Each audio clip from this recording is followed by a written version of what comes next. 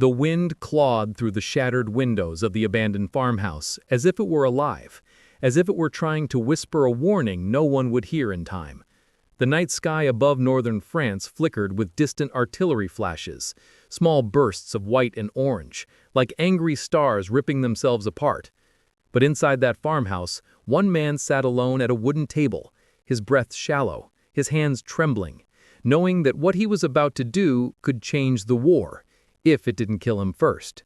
His name was Captain Elias Ward, but no one outside a tiny circle of military intelligence knew he existed. To the world, he was just another face lost in the blur of a planet at war. But tonight, he carried something powerful enough to alter the course of World War II, a secret so dangerous that Nazi High Command had already deployed elite units to hunt him down. Elias leaned over the map spread across the table, illuminated by the dim yellow glow of a single lantern. It wasn't an ordinary military map. Stitched and smudged, its corners frayed from days of desperate travel, it carried markings no Allied soldier had ever seen. Red arrows, black circles, cryptic symbols that had been decoded only hours earlier by British intelligence. If this map was correct, the Germans were preparing a maneuver so bold, so devastating, that it could shatter the Allied front in a matter of hours. He swallowed hard. The weight of it pressed on him, the idea that he, a single captain, might be the only barrier between the Allies and total catastrophe. A sudden gust pushed the farmhouse door inward a few inches. Elias's hand shot to his pistol instinctively. But it was only the wind. For now. Still, the silence outside felt wrong. Too heavy, too expectant, the kind of silence that hung over battlefields right before they erupted. Elias didn't have long. He collected his documents, tucked the map inside his coat, and reached for the encrypted radio he'd carried across enemy territory. But before he could turn the dial, a low, rhythmic hum rolled across the distance like distant thunder. He knew that sound. Anyone who had fought in Europe knew that sound. German armored engines, more than one. His pulse surged. They were coming. But this wasn't a normal patrol. The Germans had somehow intercepted intelligence that the Allies possessed information about their new operation, Operation Nachtwind, Night Winds. What the Allies didn't know was that Nachtwind wasn't a defensive maneuver. It was an offensive strike, an attempt to break the stalemate on the Western Front and drive the Allies back into the sea. Elias had to move, now.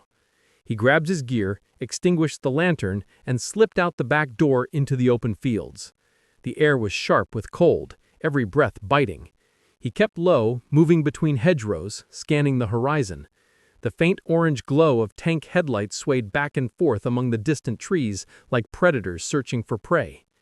The ground beneath his boots was muddy, and each step squelched softly, threatening to betray him. He whispered to himself, just a few more miles, get to the safe house, transmit the message, stop Nachtwind. But as he crept forward, he heard something, a click, a metallic snap that froze his blood. He wasn't alone. Elias dropped instantly as a burst of gunfire tore through the night. Muzzle flashes erupted from a cluster of bushes. He rolled into a ditch, mud splashing across his uniform, and returned fire. The bullets chewed through the hedges, sparking off hidden rifles. One German soldier fell with a cry. Another kept firing. The firefight was quick, too chaotic. Elias managed to hit the second soldier, but he knew this was only the beginning. The Germans had found him, and they weren't here to capture him. They were here to erase him, and everything he carried. He sprinted across a narrow field, lungs burning, boots pounding the frozen ground. Every step felt like a countdown. When he finally reached the tree line, he ducked behind a fallen trunk and tried to catch his breath. He checked his coat. The map was still there. Thank God. But then he heard it, a whisper of movement. He raised his pistol just as a shadow emerged from behind a tree. It wasn't German. It was a young French girl, maybe 16, pale, frightened, holding a kerchief soaked in something dark. She stared at him with wide eyes, trembling. Elias lowered his gun slowly. "Who are you?" he whispered. The girl swallowed hard. "My brother. He told me to find you. He said you would come this way." Elias felt a jolt. Her brother, the French resistance courier who had smuggled the original intelligence report to Allied command. But the courier had been captured 2 days ago. Elias had assumed the worst. "Where is he?" he asked, though part of him already feared the answer. Her lips trembled. "They shot him." He said, "The message must reach the British. He said only you could do it." Elias closed his eyes for a moment, forcing himself not to drown in the grief or guilt. People were dying for this map, for this intelligence, and he couldn't let their sacrifice be wasted.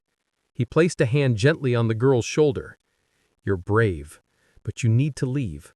Go, now." But she shook her head violently. "No, I know the woods. I can guide you to the safe house." Elias hesitated. Taking her with him would be dangerous, but without her knowledge of the terrain, he might never reach the safe house alive. "All right," he whispered. "Lead the way." They moved through the forest, weaving between ancient trees whose branches clawed at the sky like skeletal hands. The girl moved with surprising speed and silence. Elias followed closely, senses sharp, every sound magnified in his mind. The rustle of leaves, the distant rumble of engines, the low murmur of German voices combing the woods behind them. An hour passed, maybe 2. Time lost meaning. The forest seemed endless, like a maze that shifted around them with every step.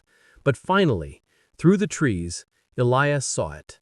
A small stone cottage tucked against a rocky hill. The safe house. Relief washed through him, but only for a second.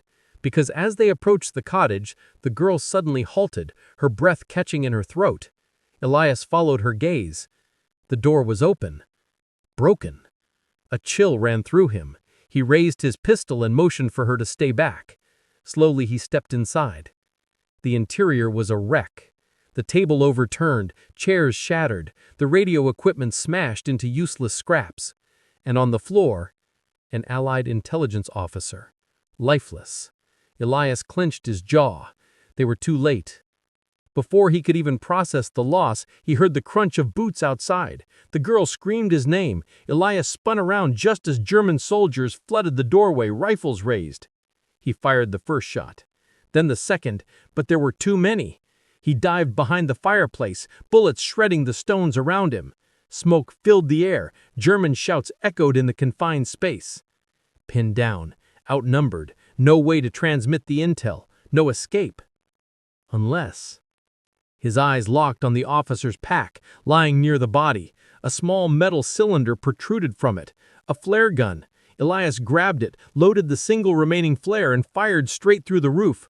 A brilliant red streak tore into the night sky. A silent scream for help. Almost instantly, the Germans surged forward, furious. Elias fought back desperately, but he knew he wouldn't last long. A rifle butt struck him across the face. He collapsed, vision blurring, the world spinning around him.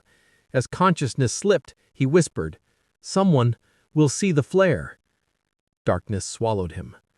When he awoke, he was lying on a stretcher, the faint smell of medical alcohol in the air. He blinked, confused, until he saw them, British commandos standing around him, their faces stern, their uniforms marked with mud and gunpowder. One of them stepped forward. "Captain Ward, you're alive. Good." Elias tried to speak, but his throat was dry. "The map. The operation."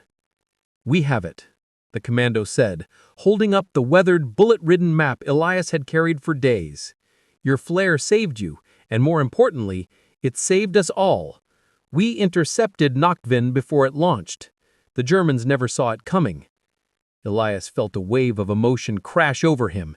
Exhaustion, relief, grief, triumph, all tangled into one overwhelming storm. "You changed the war, Captain," the commando said quietly.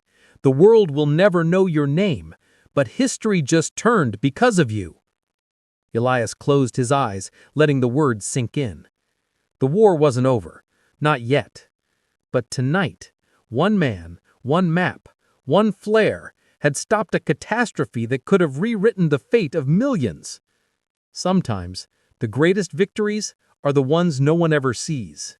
And sometimes, the greatest heroes are the ones history forgets. But not tonight.